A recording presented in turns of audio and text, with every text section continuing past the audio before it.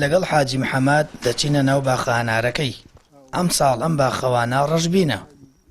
بەرەمی هەنارەکەی کەمە و باخەکەی گوڵی هەناری کەم پێوەیە.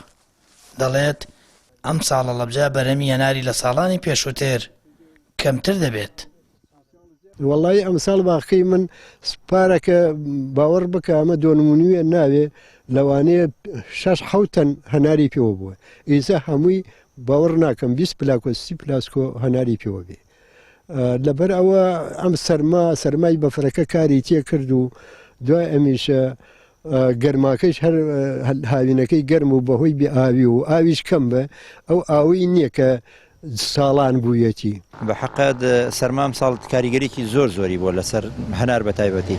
ئەم باخەی ئێمە بگرێت نزیکە لەسەر چاوینەکەەوە ئێمە سوپاسی خواکەین کە دارەکانیشمان نەبڕێتەوە نا زۆربەی باخەکان هەر دارەکانیشی وشک بۆ بڕیوانە. توانین بڵین سەمەری ئەمساڵ هەنار لە 5% ئەگەر هەبێت. ینی لە چاو ساڵانیکە ئەو پەڕی لە 5% ئەگەر هەبێت. ینی بە قەنەعاتی منم باخی ئەمە دەستنۆ قەناری پێوە نییە. بەڕێوەبەری کشتتوکاڵ یەڵەبجە دەڵێت شەپۆلی سەرما و بەفری ئەم ساڵ کاریگەری ڕاستەوخۆی لەسەر دارەنارەکان بەجێهێشتووە.